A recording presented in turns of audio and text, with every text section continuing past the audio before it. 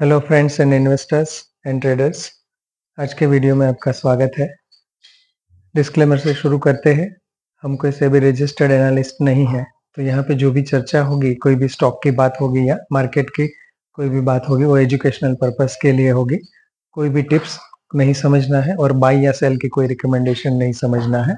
By या cell का decision आप अपने फाइनेंशियल एडवाइजर से बात करके वो डिसीजन लेंगे।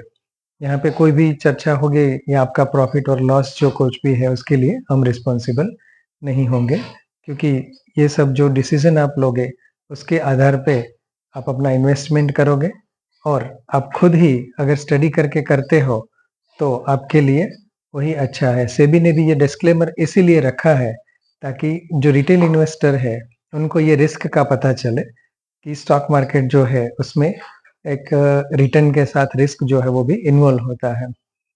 अब सबसे पहले शुरू करेंगे मार्केट के ट्रेंड के साथ। तो मार्केट अभी भी करेक्शन मोड में आ चुका है। निफ्टी बहुत ही करेक्ट हुआ है कुछ दिनों में। बहुत अच्छा करेक्शन के बाद कभी कभी थोड़े से बाउंस आ जाते हैं, लेकिन कोई टिकाऊ बाउंस या कोई ट्रेंड जो कह सकते हो कि फिर से वो जो बाय ऑन डिप्स वाला ट्रेंड था वो अभी रिज्यूम हो रहा है, ऐसा नहीं लग रहा है। और अभी जो ट्रेडिंग करते हैं उनके लिए तो सेल ऑन राइज होना चाहिए, लेकिन हमारी स्ट्रेटेजी और यहाँ पे हम जो भी चर्चा करते हैं उसमें ज़्यादा ट्रेडिंग एलिमेंट नहीं होता है। मोमेंटम को कैच करने की बात हम जरूर करते हैं, लेकिन वो भी थोड़ा सा लॉन्ग टर्म के लिए ही रहता है।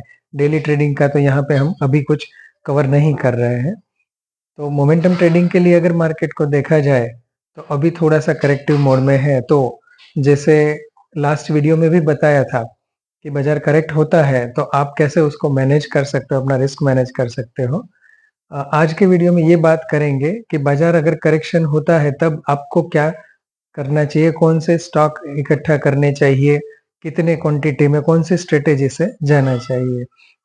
तो ये एक सही मौका है कि हमने 2 महीने पहले से जब शुरू किया था वीडियो बनाना, तो फर्स्ट वीडियो से अगर आप शुरू करेंगे तो ऑलरेडी हमारे पास एक वॉच लिस्ट जो है वो बनके तैयार हो गई है कुछ अच्छे शेयरों की। तो वही वॉच लिस्ट जो है उनको ही आपको फॉलो कर सकते हो। मैं पर्सनली वही वॉच लिस्ट को फॉलो कर रहा हूँ। कुछ और 3-4 स्टॉक ऐसे हैं कि जिसमें मैं खुद काम कर रहा हूँ, लेकिन यहाँ पे मैं उसके डिस्कशन इसलिए नहीं कर रहा हूँ कि वो माइक्रो कैप भी नहीं है। माइक्रो कैप से भी कम मार्केट शेयर वाले, मतलब उसके मार्केट जो कैपिटलाइजेशन है वो उससे भी कम है, माइक्रो कैप से भी कम है और उसमें रिस्क ज्यादा है। तो मेरी तो पोजीशन और क्वांटिटी कम रहती है, तो मैं कभी भी उसमें से एंटर होता हूँ, निकल जाता हूँ, प्रॉफिट बुक कर लेता हूँ। या तो मान लो कि कभी फ्यूचर में रिस्क होगा तो उसको भी मैं बियर कर सकता हूँ। लेकिन यहाँ पे ये वीडियो पब्लिकली देखा जा रहा है, तो ऐसे स्टॉक जो है वो जनरली ये प्लेटफॉर्म पे नहीं ज्यादा डिस्कस करता हूँ। ऐसे भी कुछ 2-3 स्टॉक में मैं काम करता हूँ, फिर भी आपके सिर्फ जानकारी के लिए वो मैं बता दूंगा। लेकिन सबसे पहले वीडियो से अगर बात की जाए तो पहला वीडियो ईआईडी पेरी से शुरू होता था। उसके बाद में बहुत सारे स्टॉक जैसे अपार इंडस्ट्रीज है, फिर हमने सीजी पावर डिस्कशन किया था, सीडीएसएल डिस्कशन किया था, फोकस लाइटिंग का डिस्कशन किया था, फिर उसके बाद में हमने टिप्स म्यूजिक और सारेगामा का डिस्कशन किया था, बीच में इरेडा के और हुडको का भी थोड़ा सा एनालिसिस किया था, एनएचपीसी की बात की थी। तो ये सभी जो है वो वॉच लिस्ट में है। इनमें से जो भी कोई स्टॉक जो है वो अगर आपको लग रहा है कि अब आपकी परचेज प्राइस से अच्छे गैप से मिल रहे हैं, तो आप उसको दूसरा ट्रेंच थोड़ा सा और क्वांटिटी उसमें ऐड कर सकते हो। टिप्स, उनमें से टिप्स का म्यूजिक जो है उसका रिजल्ट अभी आ गया है। रिजल्ट कंपेरेटिवली अच्छा है। अगर उनका क्यूओक्यू देखा जाए तो थोड़ा सा प्रॉफिट कम आया है, लेकिन वायु आय में कोई इतना ज्यादा डिफरेंस नहीं है। और जो डिफरेंस है वो इसलिए है कि लास्ट ईयर उन्होंने एक एक्सेप्शनल गेन था। वो कुछ साल ऐसे रहते हैं कि मान लो आपने कोई ना कोई चीजों से ऐसा गेन किया है कि जो वन टाइम होता है, तो वो एक्सेप्शनल गेन में आता है। वो आपके बिजनेस में हर एक साल वही गेन आता रहेगा, वो जरूरी नहीं है। तो अगर आप वो वहां से वो गेन हटा देते हो तो आपको लगेगा थोड़ा सा ये comparable result. Otherwise tips music का रिजल्ट भी अच्छा ही है, अभी भी उनका ग्रोथ अच्छा चल रहा है और ऐसे ही स्टॉक में ज्यादातर पैसे बनते हैं।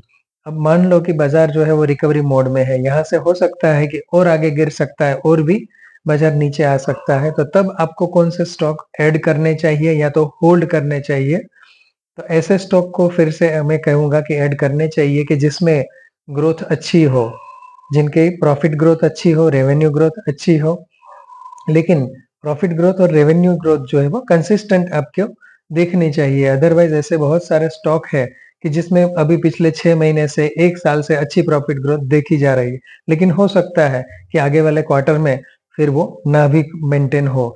तो वो केस में फिर से वो स्टॉक करेक्ट हो जाते हैं। उसका आइडियल एग्जांपल जो है वो केपीआईटी टेक्नोलॉजी है कि एक बहुत ही बड़ा यूफोरिया बना, वैसे ग्रोथ भी कंपनी की अच्छी थी, लेकिन धीरे-धीरे अब कंपनी ने जो गाइडेंस दिए है वो 18%, 20% के आगे ग्रोथ रहने वाला है। वो गाइडेंस कंपनी के मैनेजमेंट में अभी उनके रिजल्ट के कॉन-कॉन में बताया।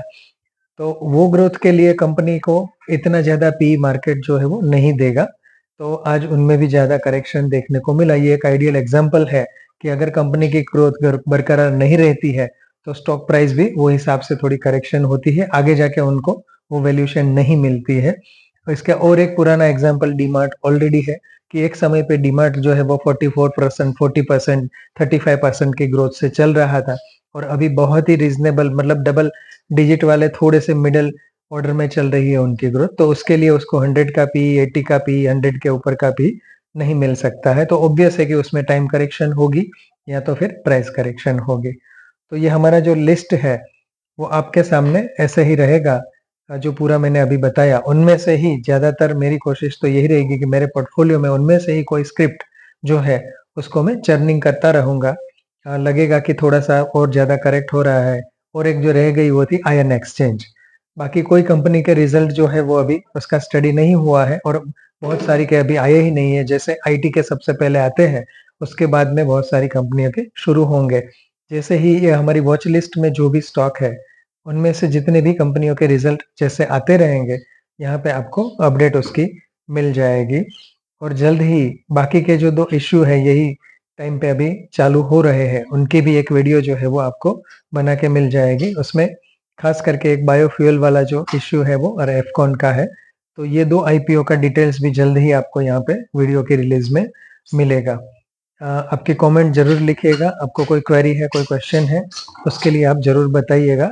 एक फ्रेंड जो है उसका पोर्टफोलियो उन्होंने भेजा है, ज़्यादातर डिफेंस और पीएसयू और मतलब एक टाइम पे जो चले थे बहुत अच्छे से, शिपिंग वाले, वो सब स्टॉक मुझे दिख रहे हैं, फिर भी सैटरडे संडे आ रहा है, तो उसकी एनालिसिस करने के बाद जो भी मुझे कुछ लगेगा, मेरा कुछ भी व्यू है, वो उसको पर्सनली भेज दिया जाएगा। क्योंकि पब्लिक फोरम में कोई भी बाय, सेल या ऐड करो या इसको आप कम करो, वो रिकमेंडेशन करना ठीक नहीं होगा। तो आज के लिए इतना ही। ये वीडियो को ज़्यादा से ज़्यादा सब्सक्राइब करें, लाइक करें और अपने मित्रों में शेयर करें।